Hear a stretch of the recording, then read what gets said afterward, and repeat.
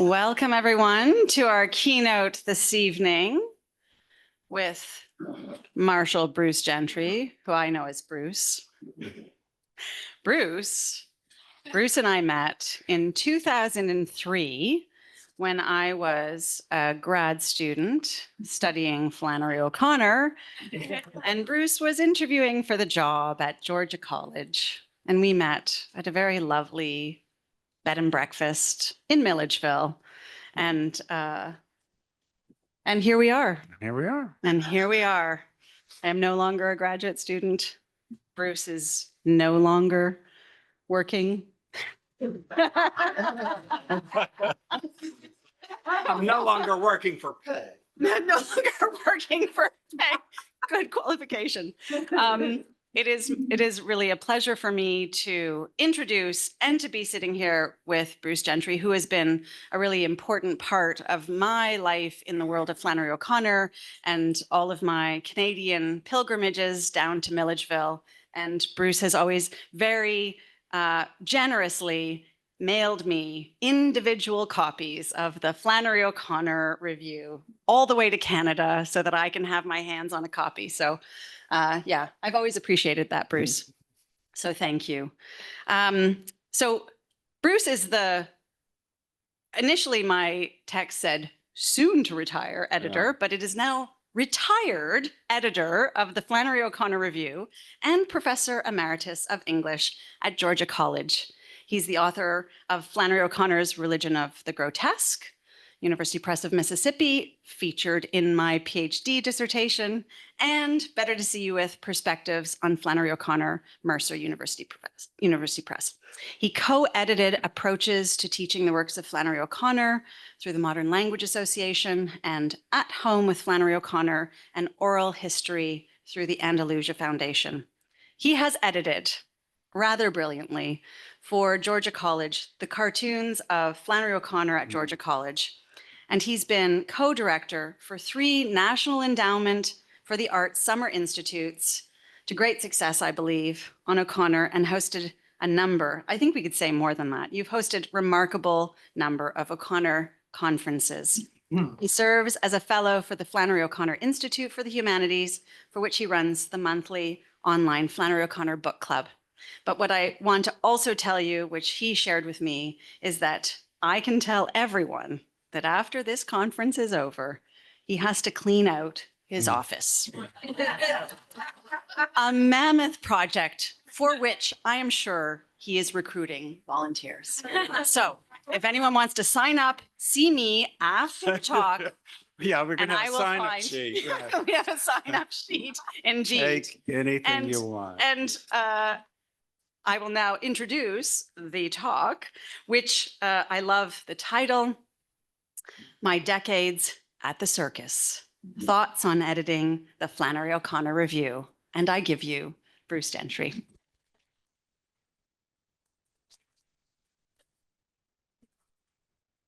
We have a variety of handouts to give out about the Institute, the magazine, postcards from the old Andalusia Institute, my business card with the typo. The only thing I'm not giving up is the business card I received last Saturday when my car broke down in Athens. And the guy who came to fix my car was heavily tattooed and very polite. And he gave me his business card in case I wanted to skip AAA next time, just call him directly. I kid you not. His name is not on the business card. He came from Misfit Performance and Roadside.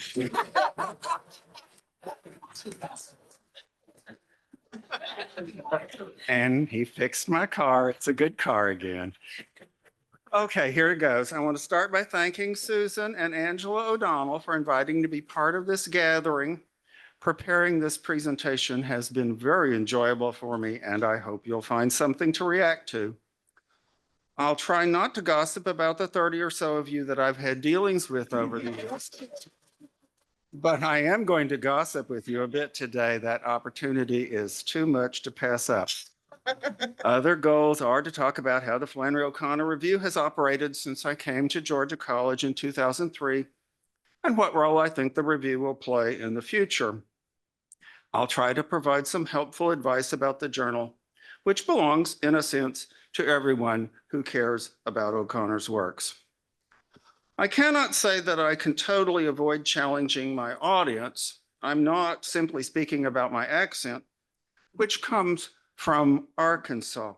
It's a small American state that knows it is not the center of the universe and not even that important to the South. Arkansas shares a border with Texas, which knows that it is the center of the universe. The state motto of Arkansas is "Thank God for Mississippi."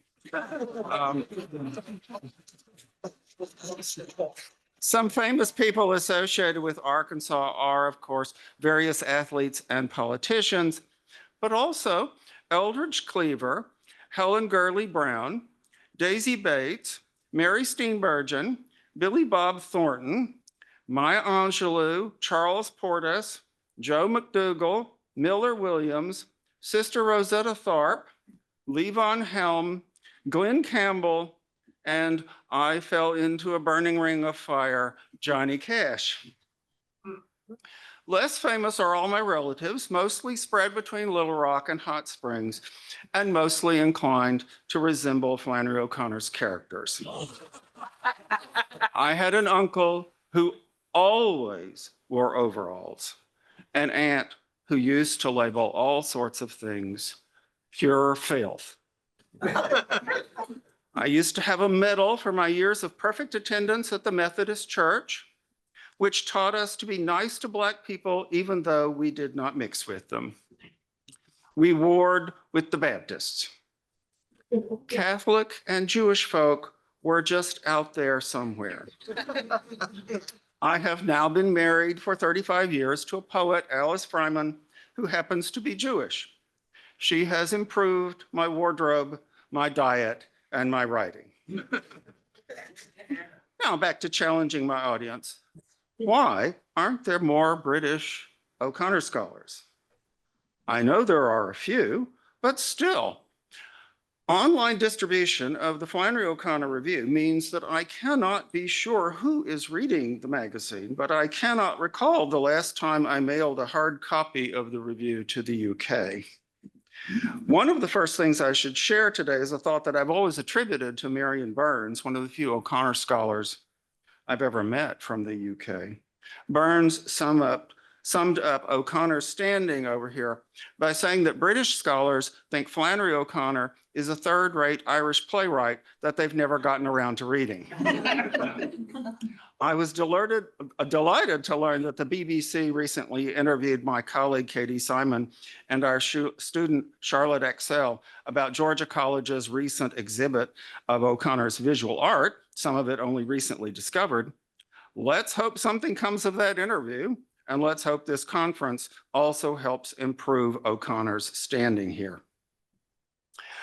O'Connor conferences outside the US are quite broadening, and let's hope they continue despite all the extra work they must require. One small personal example, Alice Fryman and I were attending an O'Connor conference in Denmark in 2002 when we learned that Sarah Gordon was retiring as editor of the Flannery O'Connor Review.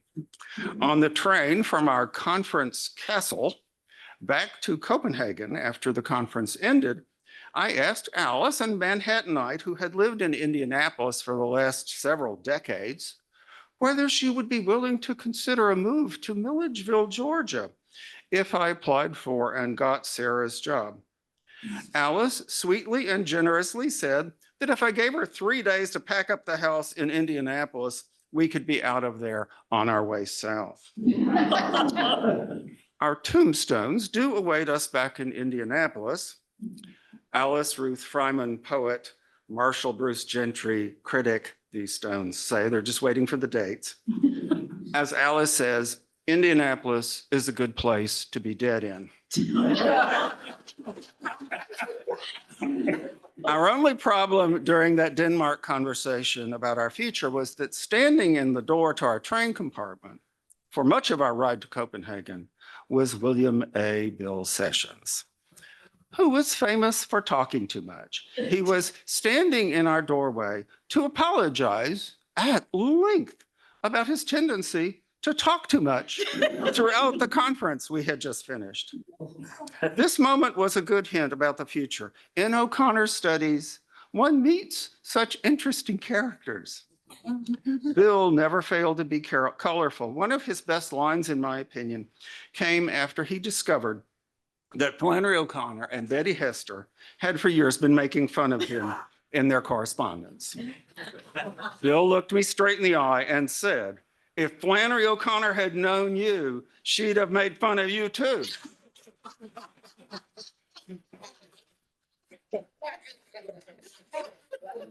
And I'm sure Bill was right about that. Of course, this means I've started to gossip about all of you, calling you interesting and colorful. Oh, well, you are colorful, and you do know that, right? Tim Caron, creator of the distinction between true believers and apostates, once told me that he was giving up studying O'Connor herself, but that he remained interested in studying the odd people who like to study O'Connor. I wanted the O'Connor job at Georgia College so badly that I broke out in a high fever the day before my various on-campus performances as a finalist. And I spent the entire interview day coaching myself to say as little as possible, lest I blow my chance with an incoherent ad lib. I'm proud to say that for 12 hours, I avoided drooling. Reticence may not be a great strategy for job hunting in general, but at least the experience taught me to be kind to job applicants. I continue to feel very good about the people who apply for college teaching jobs. We teachers deserve better treatment than we usually get. Sarah Gordon has been the ideal predecessor, and I hope to follow her example as I retire. She was and is always reliable to help and give advice when I request it. I never felt bullied, though I suspect she has many more opinions than she has ever shared with me. Perhaps I should admit that in our emails, she often signs off as Lucette, and I often sign off as Raber. Sometimes I imagine that in my opinionatedness, I am turning into General George Poker Sash from A Late Encounter with the Enemy, but I'm going to try to control myself for the new editor. And I promise to show up whenever anybody needs a symbol of the old days. When I took the job of being editor, I wanted to be a radical new voice. I was going to insist on promoting feminism. Now that intention and that self-image seem a bit quaint, and I was rather shocked to realize during the 2023 NEH Summer Institute that some people now think of me as the old guard. Who, me? Oh dear. Feeling that I was being regarded that way was a sign that it was indeed time to retire. Turns out I'm the same age as Mary Gordon. I found that out yesterday. What are my regrets? I delayed showing up at the hospital room where my mother was dying because I had a conference paper on Flannery O'Connor to present. I did cancel, but I should have canceled earlier. As a teacher and grader, I'll admit that I have a bit of a mean streak. Is that an understatement? As an editor, I have been called with some justification, both anal retentive and slobby. I have a certificate on my bulletin board honoring me for having the messiest office on the Georgia College campus. That's the one I have to clean out. I've got the sign up. Yeah. I am a total Luddite. Is that a fault? I guess so. Artworks presented to me over the years seem to be always, at least temporarily, misplaced.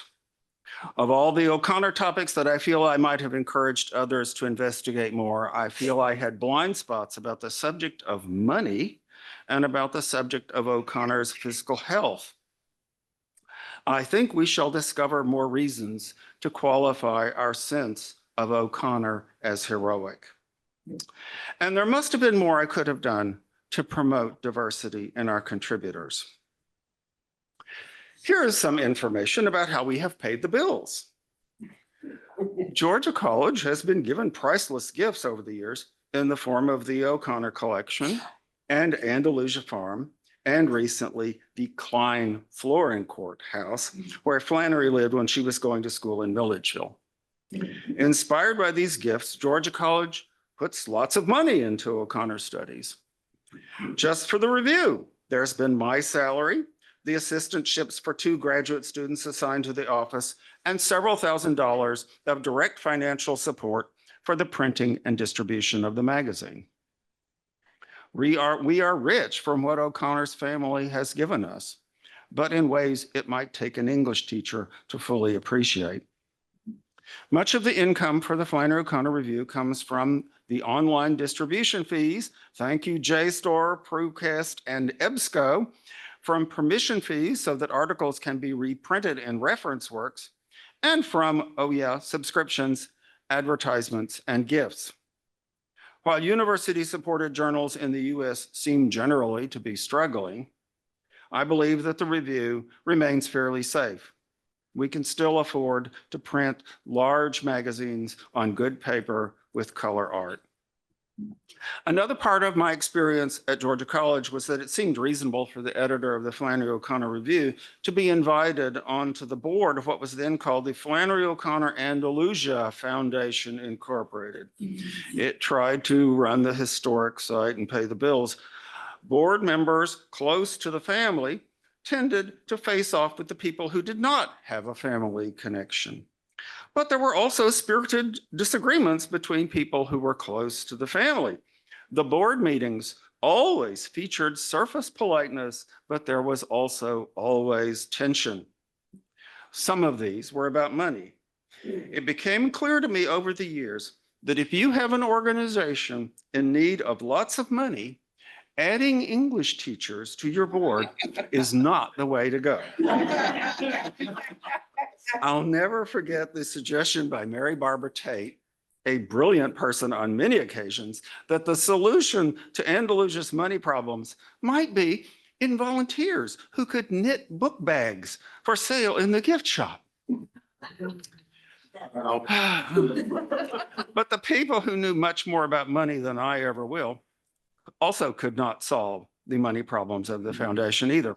The financial situation of Andalusia became so desperate that when I suggested on a group phone call that maybe it was time for the board to ask Georgia College to take over, there was immediate, widespread agreement that I should go ask Georgia College President Steve Dorman to accept the farm as a gift.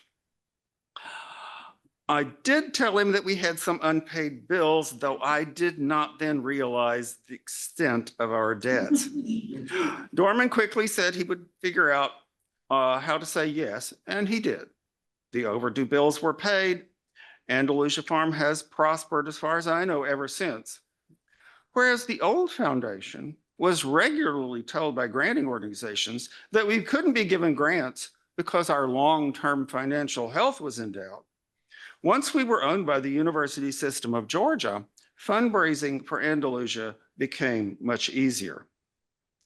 One of the major surprises for me that followed was predicted, and the other was not. There were board members who feared that Andalusia would be secularized by Georgia College. And in a sense, that prediction has come true. You will hear next to nothing about religion on an official tour of the main house. The other surprise was that I've had nothing to do with Andalusia since 2017, when we turned the farm over to the school. Oh, well, with my additional free time, I finished 2 large book projects. In the long run, I'm sure Andalusia will be fine, though there are quite a few buildings on the property that need considerable help or they're going to fall over into a pile of sticks. At least Georgia College understands that Flannery O'Connor is our claim to fame. Part of what I should talk about today is the process we followed for selecting what goes into the review. Generally, we consider ourselves a peer-reviewed scholarly journal, which means that when an article comes in through the mail or nowadays through the email, I make sure that the author's name is not on the article, and then I send it out to 2 or 3 or 4 scholarly referees, people who have published on O'Connor, people who've done a good job in the past on getting back to me with thoughtful comments. I have always gone well beyond our official editorial advisory board to find referees. Sometimes an article's works cited page suggests who would make a good referee. The basic idea of blind peer reviewing is that it should promote honesty and professionalism. Remember those? Because the author will never know who judged their article, and the referees will never know whose work they are judging, unless, of course, the work gets published. Referees are asked to vote on readiness for publication. Is the article ready to be published as is? Is the article ready to be published if certain specified changes are made? Does the author need to revise substantially and resubmit? Or does the article simply need to be rejected? It's quite rare for an article submitted to the Flannery O'Connor Review to get a unanimous approval from a full set of referees. I have generally accepted an article if the majority of referees said yes to it. Revise and resubmit is the most common verdict. And many articles have been published after getting that response the first time around. I think we've accepted about 25% of what's been submitted over the years. I have occasionally, but rarely, voted on whether an article should be published, but I have generally made the final call on whether revisions required by referees have been made successfully. Sometimes we run special features with guest editors. Someone who wants to serve as a guest editor recruits authors to provide a set of articles, coaches the authors on how to get their work in shape for submission, and then turns the articles over to the editor. Then I, as editor, have started the usual review process. The guest editor does not count as one of the official referees. If at least 3 articles out of a batch of submissions are accepted, then we are sure to declare the results a special feature. The guest editor is then asked to write an introduction to the special feature and help with proofreading. We do allow a guest editor to submit an article for the special feature they're proposing, and I have never yet been put, well, it's not going to happen now. I've never been put into the awkward position of having a guest editor's submission rejected by referees. Another way to get published is to enter our contest, the Sarah Gordon Award competition for the best article on O'Connor or some other Southern Studies topic by a current graduate student. We have several winners in this audience. By the way, this year's deadline is August the 11th, and you can send your paper to me. For the contest, I try to hire judges who have no connection at all to the entrance. We allow people who don't win to revise and re-enter in subsequent years, and re-entered articles have occasionally won. The judges are changed every year. The odds of getting an article accepted through the contest are somewhat longer than with the usual review process, but the winner does get $500 in prize money. Yet another way to get into the magazine is to have the editor beg you for an essay. Our seminar leaders for NEH Summer Institutes and other distinguished speakers invited to Georgia College did not have to go through the refereeing process. Interviews are sometimes refereed. Any artwork you see in the review and the book reviews and creative writing and occasional pieces, such as tributes to the recently departed, are also generally accepted without referee. All of the selection process takes place before final editing and proofreading. I have generally sent authors whose articles are accepted for publication a style checklist of several pages. Though I suppose I must admit the major effect of the checklist may be to tire people out and to prepare the authors for the fact that I'm usually going to feel free to make quite a few changes to the articles. Even after the authors have answered the 20 or so questions I typically ask about an accepted article. I must admit that even after 6 proofs, I have printed mistakes, usually typos in spelling people's names. And one thing I welcome about retirement is that I will not have to worry about plural and possessive forms of hawks, as in Asa and Sabbath, hawks as in John, and hawk as in Ethan and Maya. Maybe I can also find some relief in giving up my personal rules about ellipsis points, which no one else in the world seems to understand. And here's a comment you might take as indirect advice. I'd estimate that about 25% of O'Connor quotations in accepted articles need to be corrected. Since I hope to be useful to the Flannery O'Connor Review in the future as a member of the editorial advisory board and as a reliable referee, I suspect I may have as much to say in the future as I had as an editor on which scholarly articles end up in the magazine. Therefore, I shall share my basic thoughts on what makes a submission become a publishable article, as I report on what I see has been valuable to other referees over the years. Here's some advice. 1, write a bit too much. Referees love to tell you that you're overdoing it, but they are likely to reject your article if it seems thin, under-argued. I've accepted many articles with the demand from referees that 5 or even 10 pages be cut. Same thing goes for citing secondary sources. Better to show off how very much you have read from the history of O'Connor criticism than to hope that referees will agree that your article is unprecedented and on its face totally original. Some referees seem inclined to require resubmission of an article simply because the article does not discuss one key study on a similar topic. This is 3, prove your originality at length. I don't mean that you find new jargon or that you claim to put things in a slightly improved way. Better to find a new approach to the study of O'Connor's texts.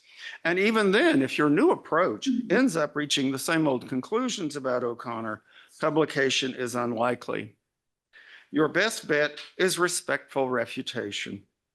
Bring up specific arguments by respected O'Connor scholars and then show that your conclusions are better than anything you've read. That's real originality. I think I should refine this last piece of advice by addressing the 2 major ruts of O'Connor criticism.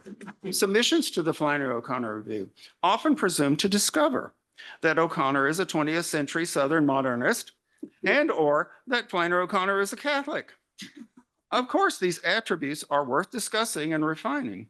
But the closer an article comes to seeming to state the obvious, the more important it is, ever so politely, to pick fights. If you're writing about O'Connor in relation to Southern history or Southern writing, disagree with the experts in those fields. If you are writing religious criticism, the people you need to debate are other critics who use a religious approach, not the critics who avoid religious criticism. I'll say the idea in another way. The best people for you to argue against are your allies, not your enemies.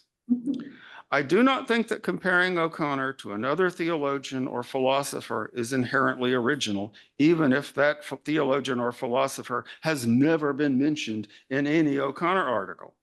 I need to be shown what difference it makes to the interpretation of an O'Connor text if we take seriously her response to a given thinker.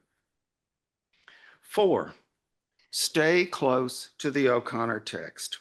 Quote her accurately or paraphrase her fairly and provide close reading that is fresh. Use the Library of America edition of O'Connor whenever possible, rather than a volume of stories or an individual novel that's very likely to be repaginated when the work is next reprinted. A page reference to a standalone edition of Wise Blood is almost useless. I'm surprised that some submissions to the review go on and on about O'Connor without ever feeling the need to quote her at all. Of course, if you have access to O'Connor texts that nobody else has written about, that's very good. You may have to paraphrase unpublished material, but sometimes, I've said this so many times to people, sometimes a clever paraphrase can be more interesting and intriguing than the original. Forgive me, Flannery. And by staying close to the O'Connor text, I mean that you should argue that O'Connor's words support your claims. I realize that I'm not quoting O'Connor very much here today, but usually I do. I promise I've paid my dues. Another related piece of advice is that when you are talking about O'Connor's letters and essays, you should read them as closely and critically as you read O'Connor's fiction. Notice the ambiguities, the dodges, the inconsistencies, the mistakes, the difficult questions raised. We too often use O'Connor's letters and essays to shut down our thinking. I'll admit I do this sort of thing myself. I'll give an example of the problem from O'Connor. How many times have I heard the following passage from O'Connor's introduction to a memoir of Mary Ann presented as if it were final, clear proof of some point? This is the most troubling quote from all of O'Connor. In the absence of faith now, we govern by tenderness. It is a tenderness which, long since cut off from the person of Christ, is wrapped in theory. When tenderness is detached from the source of tenderness, its logical outcome is terror. It ends in forced labor camps and the fumes of the gas chamber, unquote. I don't doubt that O'Connor meant what she said here. And of course, it does make some sense. Of course, it's a shock to have O'Connor end her paragraph with the words gas chamber. But I'm sure even Hitler thought he was tender in some ways. And I hope we can agree his tenderness was totally hollow and phony. But this O'Connor passage is still confusing and troubling. Of course, I could confess that I love humanity without loving all that many individuals. Maybe that absurdity is part of what O'Connor is talking about. But there are more problems in the quotation. O'Connor is up to something more, I suspect. One problem is that the passage I just quoted seems to me to be almost irrelevant to her stories and novels. This is the heart of my paper. Can you name an O'Connor character made tender by connection to Christ? That's never quite clear enough if that's what O'Connor was trying to show us about her characters. Maybe Mrs. Greenleaf? I cannot see tenderness as the result of connection to Christ with such characters as Hazel Motes, Mr. Head, Old Tarwater, Mrs. Turpin. I would agree with the suggestion by my colleague Sandy Diamond a couple of weeks ago that Mrs. Turpin learns more about compassion toward pigs than toward people. Part of what O'Connor is leaving out is that she created believable characters who are quite phony, quite mean, anything but tender, characters who would surely or probably say that they are connected to Jesus. I think first and foremost of Rufus, but also of Mr. Shiflett, even the conventional Mr. Fortune. Not that he talks about religion that much, but I think if we forced O'Connor to name characters who are most phony in their supposed tenderness, she would name two characters she created at about the same time she wrote the introduction to a memoir of Mary Ann, the anti-religious raber of the violent bear it away and shepherd of the lame shall end her first. But I think she could easily have made it believable that these characters cut off from Jesus could also have been quite genuinely tender. The condemnation of raber and shepherd seems to me to be not quite fair. And I think it's possible to believe that there is good tenderness in some O'Connor characters whose religiosity O'Connor would question.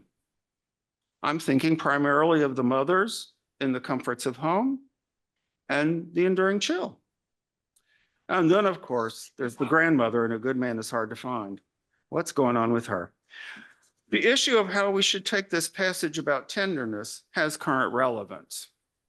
I learned from a recent episode of Here and Now on National Public Radio that there are certain American commentators who are claiming that Christianity does not really teach empathy, or that it should not. I do not want those folks, the triumphant Mr. Fortunes of our day, thinking that they have an ally in Flannery O'Connor. When I think about the high points and low points of my time as editor of the review, I find that they overlap. I could expand this part of this paper so much.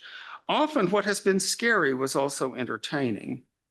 When I learned on separate occasions that large groups from the University of Baghdad and the University of Vienna were coming to town, I was nervous about what I should say. But then eventually I relaxed. Discussion with the Baghdad group, sexually segregated in a back room at Andalusia, started with the question of which O'Connor stories were most amenable to a feminist interpretation. This from a male professor. The Vienna group finally frightened my students more than they frightened me. Learning only briefly before the Vienna visitors arrived that they wanted to visit my O'Connor class, I suggested they sit at the back of the classroom. They arrived early, or about 24 of them, during an otherwise typical night class on a couple of stories by O'Connor.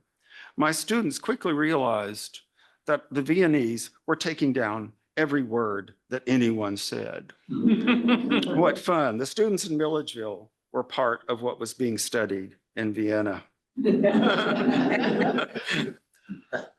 Louise Florencourt.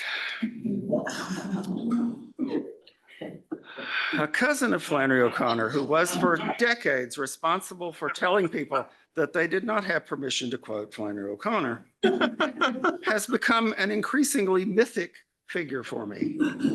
And Louise has given me plenty of high points and low points. I miss her. Did you know that in a sense, she was my colleague? She did long ago teach a course for the department from which I too have now retired. She's certainly given me lots of stories to tell, and I always have felt that I became better as a proofreader as I imagined her looking over my shoulder, examining the proofs, noticing everything, and disapproving. Georgia College once removed the hard drive from my computer as a goodwill gesture toward Louise's copyright lawyers. But nothing came of it. And by nothing, part of what I mean is that I never really learned what copyright law requires. I've been winging it for 23 years. While I generally kept a respectful distance from Louise, my wife, Alice Freeman, always was quick to approach Louise. So Alice has a bunch of stories that I've heard only secondhand. Here's one thing Alice swears Louise said to her. Quote, "People think I'm a nice little old lady, and I let them get close to me, and then I bite them like a snake."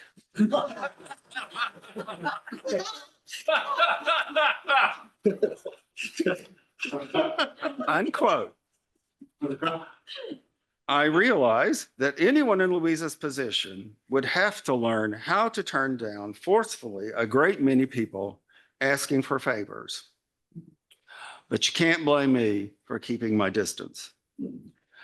I did spend about 3 hours during a very hot summer day on the back porch of the Klein Florencourt house, doing final proofing and revising with marginal comments of Robert Donahue's long interview with Louise that appeared in the Flannery O'Connor Review a few years ago. She never let me inside her house, but that day she did give me a cupcake. Louise was very, very smart. I have never been sure how intentional she was when she seemed to allow her pet dog to jump on tourists that she was chatting with at the farm. Louise's replacement in giving permissions and such, Farrell O'Gorman, is an English professor with more of what I would guess are the usual scholarly standards. So I must admit, I've told a few people that in the future, it will probably be somewhat easier to get permission to quote from O'Connor's manuscripts. I do not imagine that Farrell would ever call the administrators of Georgia College to ask, as Louise once did, about who was going to pay for the right to use the name Flannery O'Connor. And one more final thought. When I read a manuscript of Carol Lobschloss's double biography, Flannery and Regina, the Andalusia Chronicles, forthcoming from the University of Georgia Press, I was amazed to realize that in a legal dispute in which Regina Klein O'Connor and Louise Florencourt were in opposing camps, I side with Louise. And then there are my stories about putting on O'Connor conferences. I was responsible for bringing E.L. Doctorow to Milledgeville while he was suffering from lung cancer, I fear, so that he and his wife would be forced to huddle in the basement of a B&B along with other guests as a tornado came through town. And then while I was interviewing Doctorow on stage during the conference, we had a power outage, plunging the auditorium into darkness. Hey, it was only for a few minutes. Dealing with all the paperwork for putting on a conference has been amusingly complicated, in part because the rules are always changing. But then I've become friends with the people who saved me. Blessed be Donna Douglas, who has always given me good advice about managing the money and the various regulations that I must follow. Becoming the creator and seller of conference t-shirts and posters and book bags has been an adventure. I still have plenty of boxes of this and that in the office that I'm leaving to my successor. And there has been pleasure in ordering refreshments for O'Connor-related events, in knowing that I was using money from a fund created with a donation by O'Connor's mother, the always frugal Regina Klein O'Connor. Among the highlights of hosting summer institutes for college teachers with sponsorship by the National Endowment for the Humanities was the moment I learned back in 2007 that Georgia College did not own linens for the dorm rooms where our participants were to be housed. Reallocate funds and order those fitted sheets and towels, quick. Then there's the time that the dorm for our participants had to be evacuated. Everybody out in the street at midnight when a fire alarm went off. And then there was the time that a religion professor was attempting to drive with his family to Savannah for the weekend, and they broke down in Dublin, Georgia. Whereupon they encountered a truck full of colorful locals who shouted at them, "We'll kill for drugs." I have also learned as I led a field trip by bus to Savannah and O'Connor's childhood home that there are no rest areas with toilets on the interstate highway between Milledgeville and Savannah. Our participants generally surprised me with what a good time they had. There was a period when I was worried that we call the true believers might not get along with what we call the apostates among the participants. So my wife came up with the perfect solution, a very large bowl of whiskey sours. By the way, you should know that all the hard stuff was paid for by me. Problem was that the punch bowl I borrowed from the Georgia College cafeteria had a crack in it. And when I raced over to the cafeteria to get a replacement punch bowl at the last minute, I arrived at the same time that the junior high tennis camp students were all arriving for pizza night. Our NEH participants almost created a tradition of partying every evening on the porch of the residence hall where most of them were living. Bottles of wine provided by participants helped with the long scholarly discussions about O'Connor. Guitars and good singing voices helped with evening music parties. We got into the habit of warning the campus police in advance that they should not really worry about the teachers living on campus for a month. Then there was my endeavor to serve participants Flannery's favorite dessert at the Sanford House restaurant, peppermint chiffon pie. Mary Jo Thompson, one of the people who had been in charge of that restaurant and the keeper of the recipe, had a relative tell me that she was not willing to give me the recipe because she wanted to protect Flannery.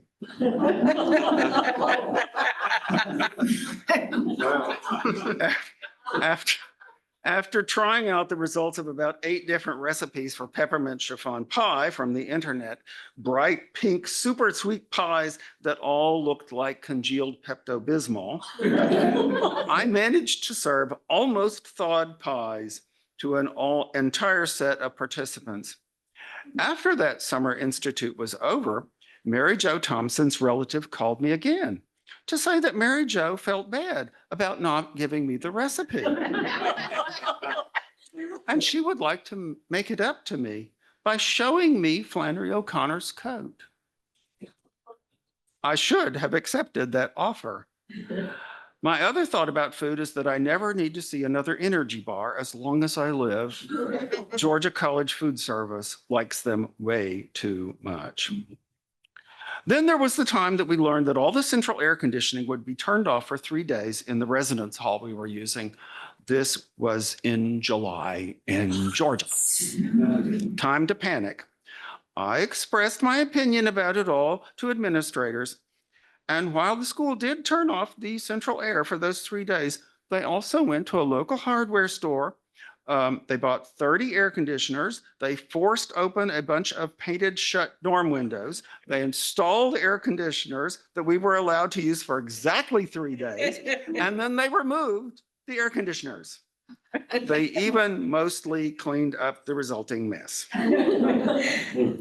Some of you have heard about the US Department of Government Efficiency, AKA DOGE, and its ongoing cuts to government programs. It's unlikely that anything like the old National Endowment for the Humanities will be around anytime soon to support another NEH Summer Institute of the sort we hosted.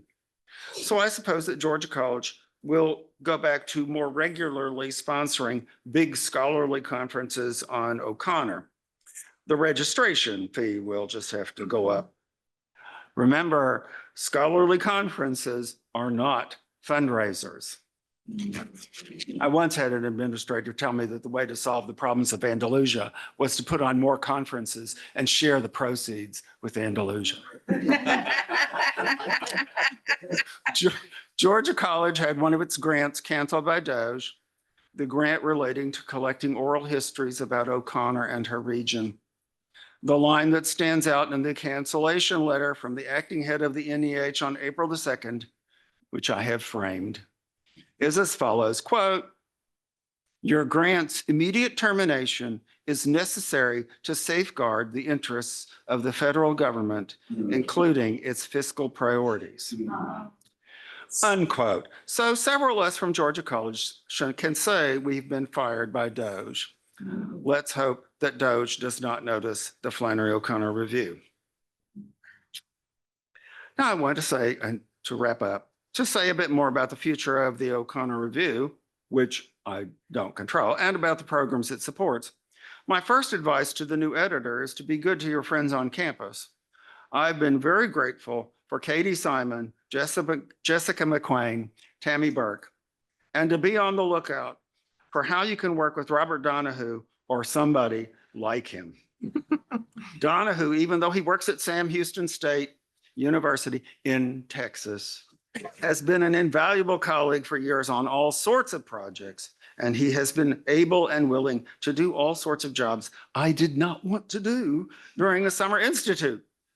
Solving roommate problems in the dorm, arranging for a middle of the night taxi ride to the Atlanta airport when a participant's grandmother died, dealing with various accidents by bicycle and car, etc., Bob has many more stories. I imagine that in the future, the Flannery O'Connor Review will need to find new ways to reach out to young scholars, probably through more online offerings. There will be new ways to advertise and promote and sell and distribute the journal, new ways to promote fresh approaches to O'Connor. Eco-criticism, queer studies, examinations of O'Connor's visual art, stylistic studies come to mind. And of course, if you're thinking of some approach that I've neglected to mention, that's important too. There will be more O'Connor texts made available to scholars. Just recently, I was told about a box of O'Connor letters found in an attic up the highway from Milledgeville in Eatonton. And I assure you that what is stored in the O'Connor archives is far from being exhausted. Finally, final thought. I know there's been talk about how artificial intelligence is going to kill the humanities, but I have some faith that Flannery O'Connor can be of help to us all with our efforts to distinguish between a robot and a whole human being. Thank you very much.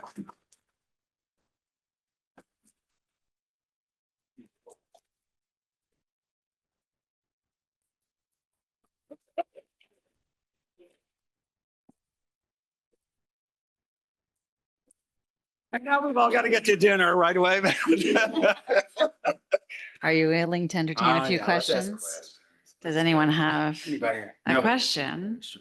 Many questions, sign up sheet for the office. Come clean my office if you're going to ask me a question.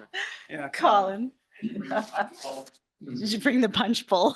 Yeah, but Did you bring the punch is the probably question. Georgia College Food Service is still using it. Anyone else? It's hard act to follow, actually. Thank you so much, Bruce. Anyone else? Yeah, go ahead. Volunteer to clean out your office. Do we get to use heavy machinery and can we have a free t-shirt?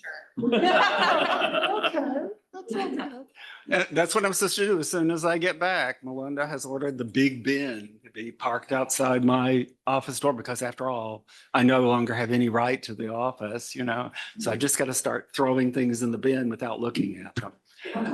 And it is 23 years of stuff I'm unable to throw anything away, but I'm going to have to get into an altered state of consciousness.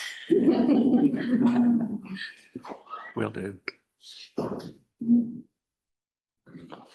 I think you've left them speechless, Bruce. Speechless. Okay. Off to dinner. Well, thank you, Bruce. I enjoyed it very much. I think we enjoyed it too. And it's been an absolute delight to hear about your years in the circus. I would have liked Now to. I know I'm a clown. We appreciate the gossip, the advice, the stories, and we appreciate you. So thank you. Thanks for being with us.